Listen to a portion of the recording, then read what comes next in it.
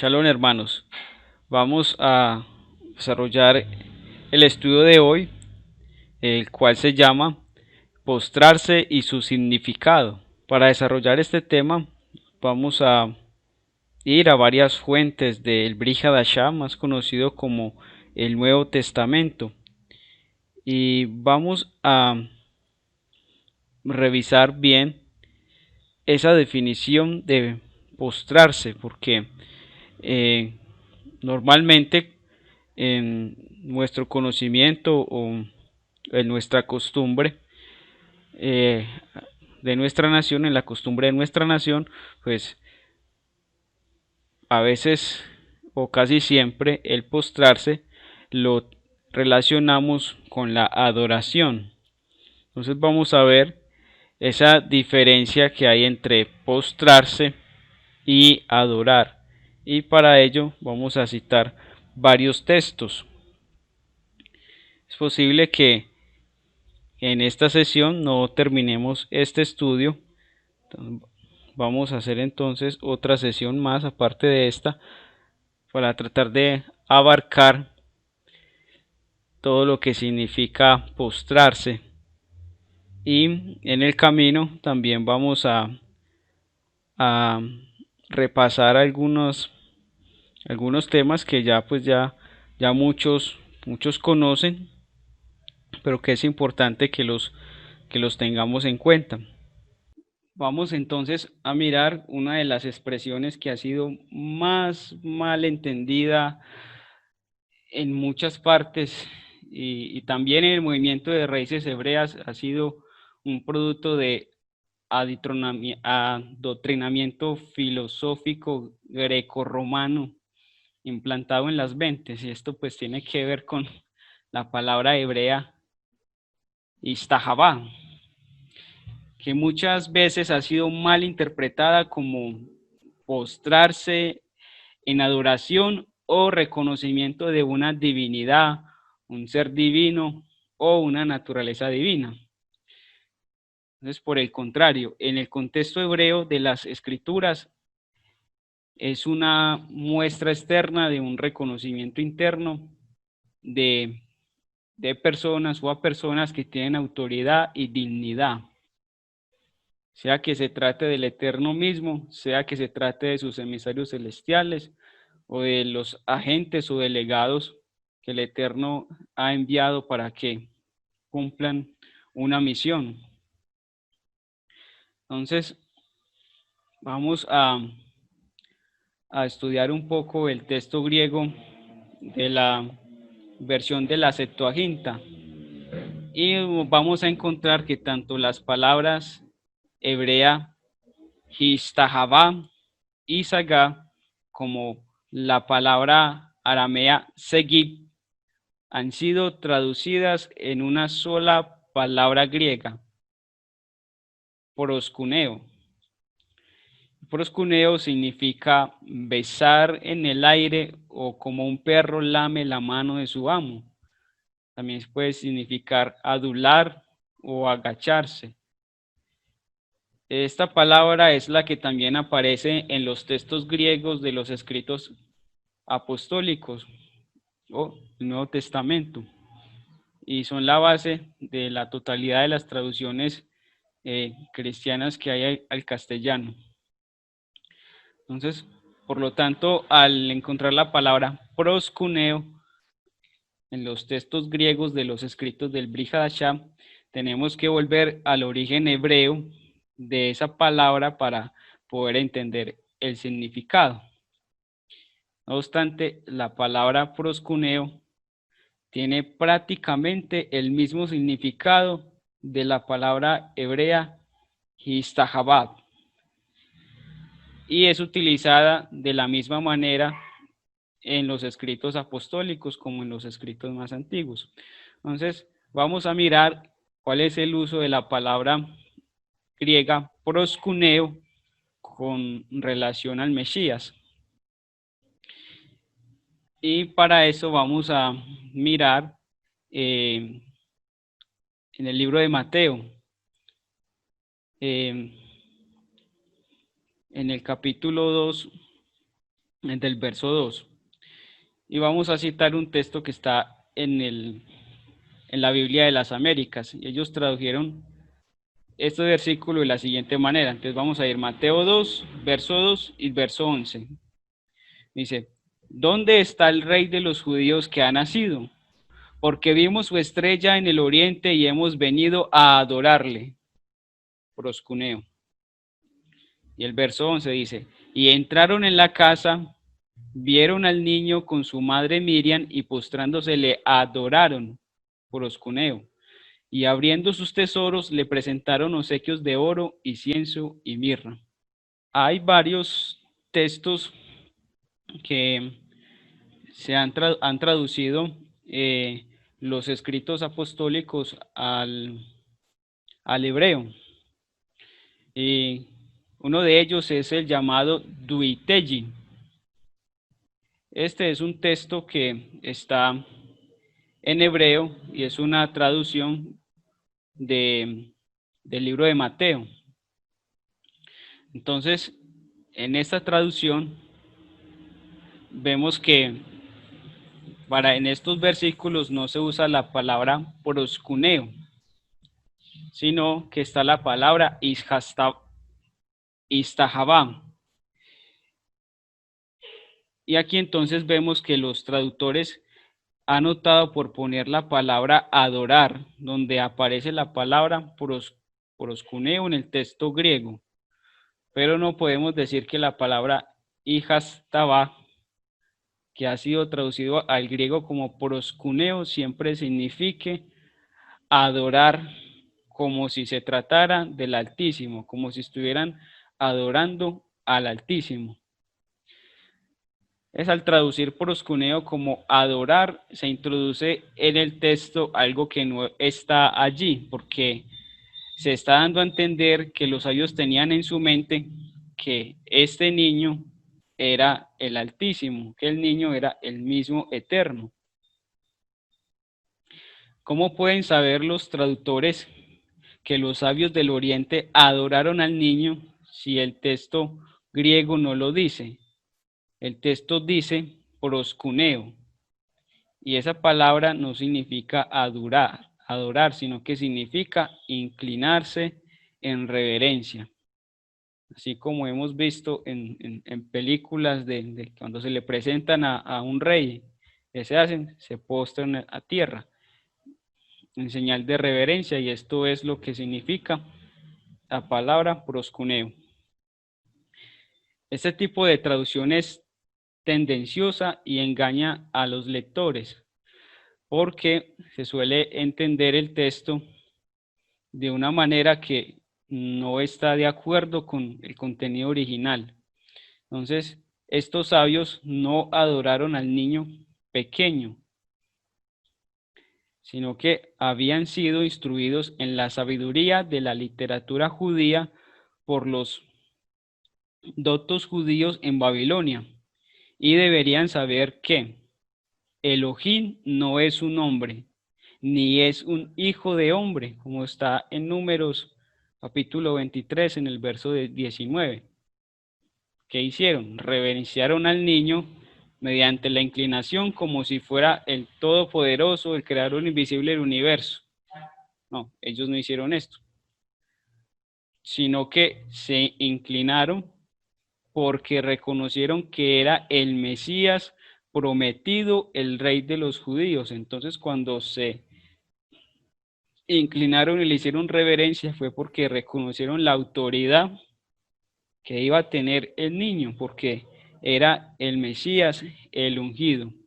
Eso está como vimos ahorita en Mateo capítulo 2, en el verso 2. Entonces, la idea de dar culto a un niño, aunque sea el futuro rey de Israel, y adorarle como si fuera el invisible, el Elohim todopoderoso, el creador, es un pensamiento totalmente absurdo para un judío. Y realmente este es un pensamiento que pertenece al mundo pagano. En Mateo 8, en el verso 2, hay otro texto donde encontramos la palabra proscuneo. En la traducción griega allí está escrito: y he aquí, se le acercó un leproso y se postró. proscuneo, ante él diciendo, Señor, si quieres, puedes limpiarme. En este caso vemos que la palabra proscuneo fue traducida como postrarse. ¿Por qué las traducciones pusieron adorar en lugar de postrarse? Es en el otro, cuando en el verso anterior que habíamos visto, cuando aparece la misma palabra en el texto griego, la palabra postrarse, la traducción más correcta sería proscuneo, porque un judío piadoso no adoraría nunca a un hombre. Sin embargo, no tendría ningún problema para postrarse ante el rey Mesías prometido en reconocimiento de su autoridad. Vemos entonces que un judío no tendría ningún inconveniente, ningún problema en hacerle reverencia al rey de Israel y al rey Mesías, mucho menos. Entonces, en esta traducción en hebreo llamada el Tuitille, encontramos la palabra Ishastaba, que está en el verso de Mateo 8:2. Y también vemos en el capítulo 28, en el verso 17-18, lo que está escrito. Cuando le vieron, le adoraron, mas algunos dudaron y acercándose Yeshua les habló diciendo, toda autoridad me ha sido dada en el cielo y en la tierra. ¿Cuál fue la palabra que tradujeron como adoraron? Proscuneo. Entonces aquí vemos otro ejemplo donde los traductores han optado por usar la palabra adorar, donde aparece la palabra griega proscuneo. Y nuevamente revisando en el texto hebreo, encontramos que la palabra utilizada allí es istahabá, que significa postrarse para este mismo versículo. Como ni la palabra ishastaba ni la palabra griega proscuneo necesariamente están diciendo de que se está haciendo una adoración al Eterno, no se puede basar en esas palabras para afirmar que los discípulos adoraron a Yeshua. En esta ocasión y de esa manera reconocerle a él como el Todopoderoso, como el Elohim. Al traducir de esta manera se está engañando al lector al hacerle creer que los discípulos adoraron a Yeshua de la misma manera en la que hubiesen adorado al Eterno mismo en el cielo. Y si lo hubieran hecho, no podría ser probado mediante este texto bíblico. Y hay otra razón por la cual los traductores optaron por una traducción tan tendenciosa. Y de esta manera introducir en el texto bíblico su interpretación según esa ideología que ya tenían preconcebida, a pesar de que en el mismo texto no haya un apoyo para tener esa misma teología. Entonces, las tradiciones cristianas cometen esta falta en varias ocasiones y por eso se debe tener cuidado de no fundar el entendimiento sobre esas traducciones. Entonces, una doctrina no puede ser fundada sobre las traducciones de la Biblia, porque los traductores generalmente, cuando traducen el texto, le ponen su propio concepto en cuanto a cómo se debe entender o a cómo entendieron ellos o interpretaron ellos el texto original. Entonces, a veces ni siquiera es suficiente utilizar el texto griego como fundamento para sacar esta doctrina de que Yeshua era el mismo Eterno. Entonces, hay suficientes evidencias históricas y evidencias en las Escrituras para estar convencidos de que los apóstoles y sus seguidores no escribieron en griego, sino que lo escribieron en hebreo y en arameo. Y aunque hubieran escrito en griego, De todas maneras, tendríamos que ir a la comprensión hebrea de los términos para poder entender los escritos apostólicos, porque recordemos de que ellos tenían mente de judía, o sea, una mente totalmente diferente. Ellos no pensaban como pensaban los paganos, no pensaban como pensaban los griegos. Entonces, aún así, si lo hubieran escrito en, en griego, habría de todas maneras que ir hasta el hebreo para poder entender mejor lo que se está escribiendo. Entonces, en el caso de basarnos en los manuscritos griegos, tenemos, tenemos que intentar entender las palabras griegas mediante la correspondencia hebrea. En el caso contrario, corremos el riesgo de malinterpretar lo que estamos leyendo. Y en primer lugar, debemos utilizar los manuscritos arameos que, aunque hayan sido revisados, son más antiguos que los escritos griegos y están más cerca a los textos originales y también están mucho más cerca a la comprensión hebrea de la revelación celestial. Entonces, todos conocemos que la Biblia, las que tenemos ahora son traducciones de las traducciones y por eso se ha perdido también mucho el sentido de algunos pasajes, porque no están traducidos con la interpretación de una mente judía.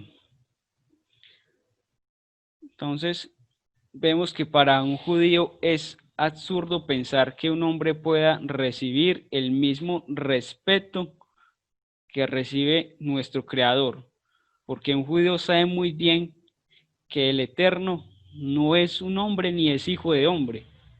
Entonces, el hecho de postrarse ante Yeshua no significa que los discípulos le reconocieran como el Todopoderoso, sino que aceptaron que Yeshua había recibido la autoridad del cielo, que Yeshua era el enviado del Padre, pero no era el Padre. Y como Yeshua fue el enviado, fue reconocido y fue venerado. Entonces vamos a ver otro texto donde también aparece la palabra proskuneo en el texto griego. Esta vez vamos a ir al libro de Marcos, en el capítulo 5 del verso 6 al 8, y está escrito: cuando vio a Yeshua de lejos, corrió y se postró, proskuneo, delante de él, y gritando a gran voz dijo: ¿qué tengo yo que ver contigo, Yeshua, hijo del Elohim Altísimo? Te imploro por Elohim que no me atormentes, porque Yeshua le decía: sal, sal del hombre, espíritu inmundo. Tomemos una nota aquí, que aquí también se encuentra la misma palabra proskuneo.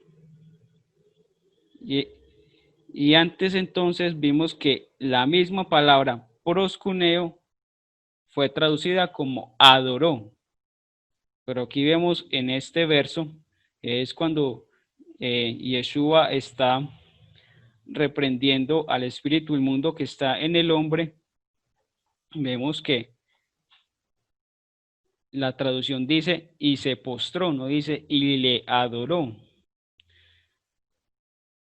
Entonces parece que esta traducción de la que estoy leyendo, que es la versión de las Américas, no estaban considerando que el espíritu inmundo adoró a Yeshua.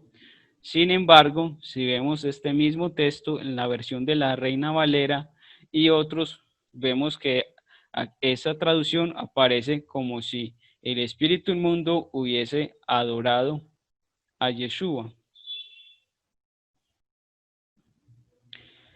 El espíritu inmundo reconoció a Yeshua como hijo del Elohim Altísimo, no como si él mismo fuera el Eterno. Recordemos que el significado hebreo de la palabra hijo no necesariamente significa que el que engendró, en este caso el padre, se haya reproducido mediante una unión biológica, sino que el que es llamado hijo haya sido educado por él para ser seguidor a tal punto de hacerse uno con él. Es decir, en el pueblo judío, cuando alguien iba a una casa de estudio a aprender la Torá, a estudiar la Torá, él llamaba a esa persona que le estaba enseñando, a ese rabino que le estaba enseñando, lo llamaba padre. ¿Por qué lo llamaba padre?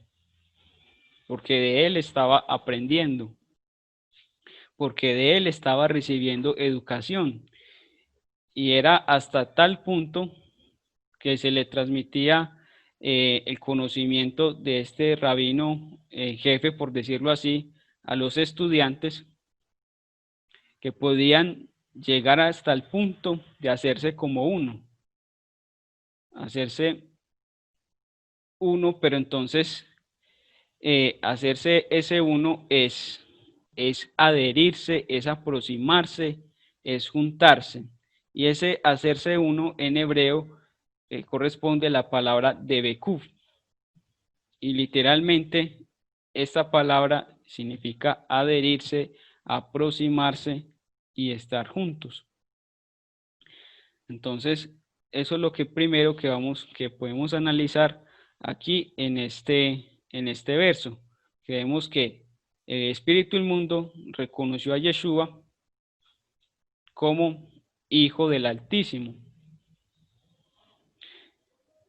y que ha recibido poder para ser su representante, para ser el representante del Eterno aquí entre nosotros. Entonces, la expresión hijo de Elohim significa que el Mesías, el rey ungido, tenía la autoridad. Entonces, cuando el espíritu del mundo se postró, estaba reconociendo la autoridad que Yeshua había recibido del mismo Eterno. Vamos a mirar otros versos. ¿Sabes? Vamos a ir a Juan, capítulo 9, el verso 35 al 38. Está escrito: Yeshua oyó decir que lo habían echado fuera, y hallándolo le dijo: ¿crees tú en el Hijo del Hombre? Él respondió y dijo: ¿y quién es? ¿Quién es, Señor, para que yo crea en él? Yeshua le dijo: pues tú le has visto, y el que está hablando contigo, ese es. Entonces dijo: creo, Señor, y le adoró. Proscuneo. Según esta versión del texto, Yeshua le preguntó al que había nacido ciego si él creía en el Hijo del Hombre. La expresión Hijo del Hombre viene del hebreo Ben Adán y significa hijo de Adán, hijo de la humanidad o simplemente hombre. Recordemos que la palabra Adán viene de la palabra Adamá, que significa tierra. Es cuando Yeshua en muchas ocasiones usa la expresión Ben Adán sobre sí mismo, se está identificando con el primer Adán, que había salido de la tierra y había sido creado a la imagen de Hashem. De la misma manera como Adán fue sacado de la tierra por medio de una intervención sobrenatural, el Hijo del Hombre fue sacado de la tierra, porque el cuerpo de su madre era de tierra. Y al igual que el primer hombre, fue creado a la imagen y semejanza de Hashem, sin pecado. Y también el último Adán, que también es llamado el segundo hombre. Y el último Adán o el segundo hombre nos estamos refiriendo a Yeshua. y Yeshua fue creado sin pecado, a la imagen y semejanza de Elohim.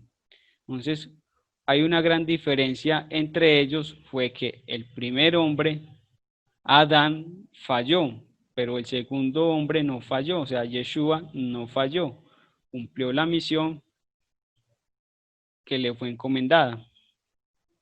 Otra diferencia fue que el primer hombre o el primer Adán, en contraste con el segundo hombre, o sea, en contraste con Yeshua, fue creado según un prototipo, un plan general que el Eterno desde la eternidad tenía dentro de sí para el Mesías que vendría.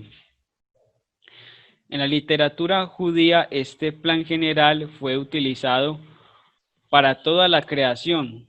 El hombre incluido es llamado Adán Acamón, el Adán anterior o el Adán primario. El segundo hombre era el mismo plan general que ahora había sido bajado del cielo y había sido hecho carne. Entonces ahora en la escritura de Juan, en el capítulo 9, tenemos diferentes variantes en los manuscritos griegos donde algunos dicen hijo de hombre, refiriéndose a Yeshua, y otros dicen hijo de Dios, para referirse a Yeshua. Y algunas traducciones españoles siguen una variante y otras traducciones siguen otra. Por lo tanto, tenemos una confusión en cuanto a lo que realmente estaba escrito en el texto original. Si vamos al texto arameo, encontramos la expresión hijo de Elohim. Yo creo que esa es la versión más acertada. Y por eso es que Yeshua no debería haber dicho Ben Adán de sí mismo en esta ocasión, sino Ben Elohim. Nótese que la expresión Dios Hijo no aparece ni siquiera en una sola ocasión en todas las escrituras. El entendimiento hebreo de la expresión hijo de Elohim está muy lejos del entendimiento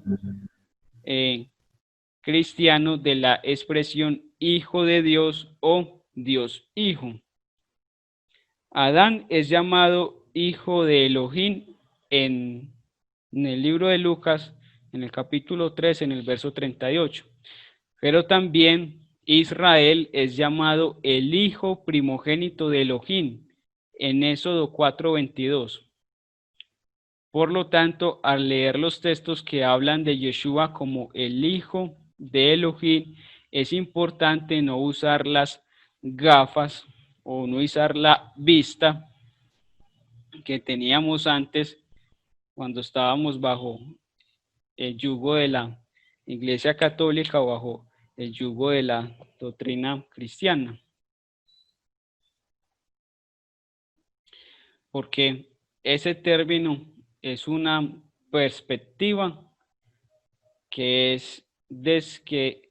fue después de la Biblia y de hecho salió de los griegos. Entonces, los que se inclinaron ante Yeshua al recibir la revelación de que él era el hijo de Elohim, no lo hicieron desde una perspectiva cristiana de la doctrina de la Trinidad, sino desde una perspectiva judía, desde una perspectiva hebrea. Entonces, podemos aquí sacar la conclusión de que no adoraron a Yeshua, sino que hicieron lo mismo que habían hecho los judíos anteriores ante el rey David y ante otros signatarios. Como vemos en Primera de Crónicas, capítulo 29, en el verso 20. Y les voy a leer esta cita. Primera de Crónicas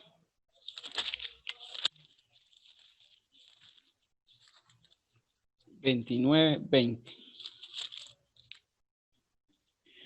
Dice, Después dijo David a toda la congregación, bendecid ahora a Hashem vuestro Elohim.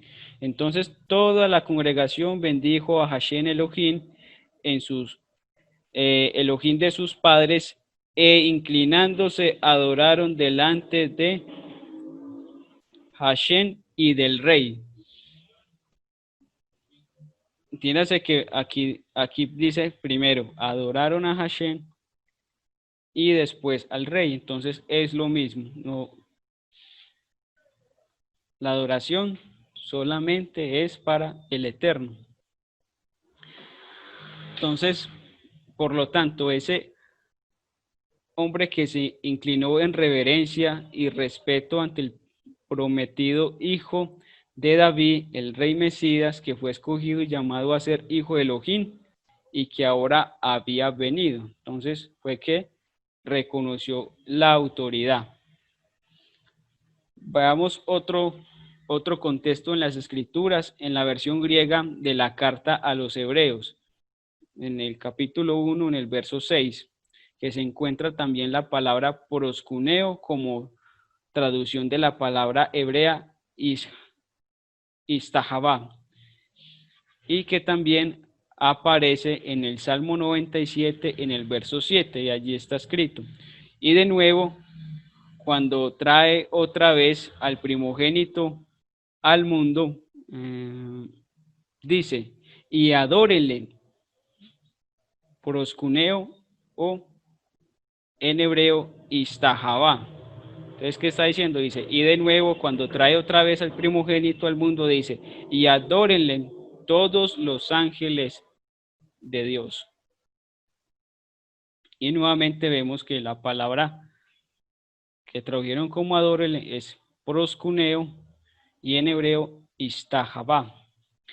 Es en el Salmo 97 habla de cómo el Eterno va a venir a establecer su justicia en toda la tierra con fuego y con relámpagos, y que esto va a causar que los enemigos sean quemados, que las montañas se derritan y que todos los pueblos vean la gloria del Eterno. Y está claro que esto es una profecía que habla acerca de la venida del Mesías. En este contexto es que está el versículo 7 donde habla que todos los Elohim, o más bien todos los ángeles, se van a inclinar ante él en reverencia.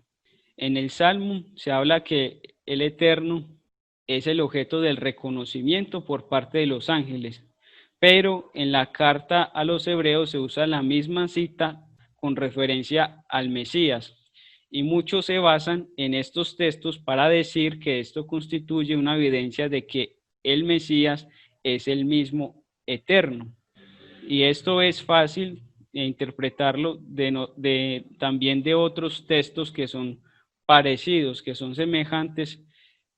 Más adelante podríamos también tener un estudio, volver a repasar un estudio sobre lo que es la agencia divina o los agentes divinos, pero eso no lo vamos a tocar en este momento. Entonces, observemos que la expresión primogénito es utilizada para el hijo, y es importante entender que el término primogénito no necesariamente tiene que significar que es el primer hijo o que es el primer hijo que haya nacido. Por ejemplo, el rey David es llamado primogénito en el Salmo 89 en el verso 27, a pesar de que el rey David era el octavo hijo de la familia, y allí está escrito, dice, yo también lo haré mi primogénito, el más excelso de los reyes de la tierra. Así que el rey David fue hecho primogénito y fue puesto para ser el más excelso de los reyes de la tierra. David está puesto en ese contexto como una figura profética del hijo de David, el Mesías, que fue escogido para ser el primogénito, es decir, el que haya sido predestinado para ser el más excelso de los reyes de la tierra. Por eso se utiliza aquí la palabra primogénito. El primer hijo nacido de la familia es puesto por el padre para ser su representante y el líder familiar, pero a veces el padre también podía escoger a otro de sus hijos para que hiciera esta tarea. Y un ejemplo de esto lo vemos en Primera de Crónicas, en el capítulo 26, en el verso 10. Entonces, ahora vemos que la progenitura también implicaba el derecho de ser el sacerdote de la familia. ¿Por qué? Porque los primogénitos fueron al principio los llamados a ser los sacerdotes, como está en eso 19:22 y el número 3:12. Entonces recordemos que por el pecado del becerro, los primogénitos ya no tuvieron la oportunidad de ser los sacerdotes, sino que esto le fue encargado a la tribu de Leví.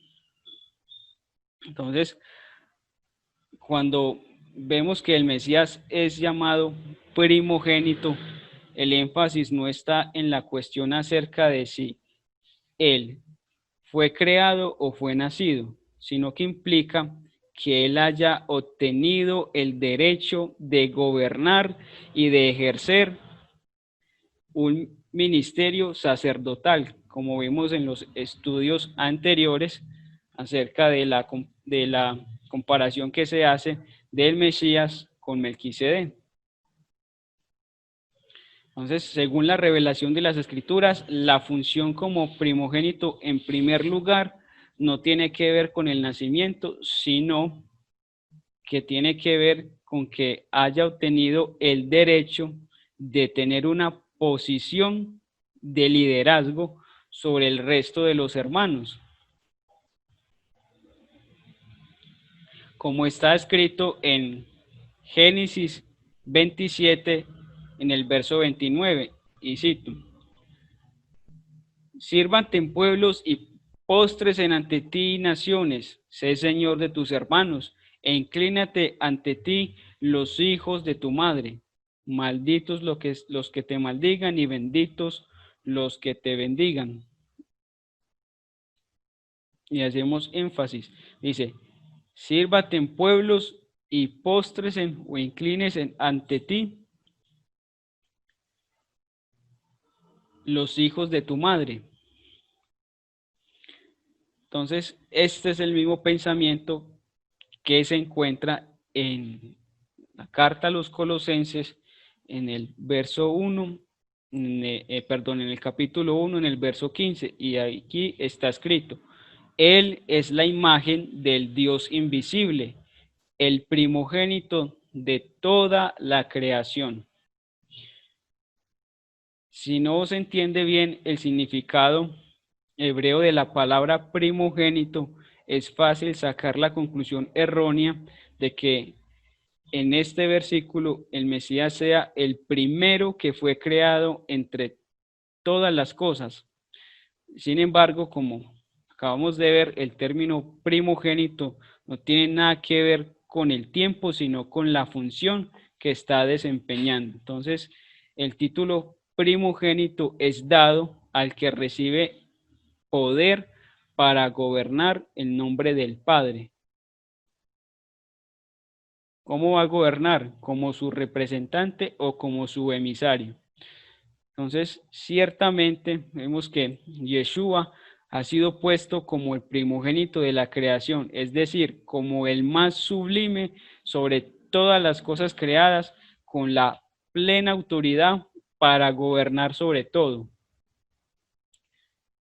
Y esto está en Mateo, capítulo 28, en el verso 18. Ahora volvamos al libro de Hebreos, la carta a los Hebreos, en el capítulo 1, en el verso 6. Y en ese mismo capítulo se dijo con anterioridad que Yeshua heredó el nombre de ser hijo de Elohim. Eso está en los versos 4 y 5. ¿Y cuándo sucedió esto? Esto sucedió cuando fue resucitado de entre los muertos. Y como hemos visto, el hecho de ser hijo significa ser representante y tener plena autoridad. El nombre, o sea, es decir, la posición de Yeshua la heredó, o sea, la posición que heredó Yeshua fue la de ser primogénito, hijo de Elohim, y fue superior a los ángeles, pero Yeshua no fue puesto en la posición en la que está en este momento por encima de los ángeles, sino hasta después de haber sido levantado de entre los muertos. Y eso también lo podemos ver en la carta a los Hebreos, en el capítulo 2, del verso 5 al 9, y cito: porque no sujetó a los ángeles el mundo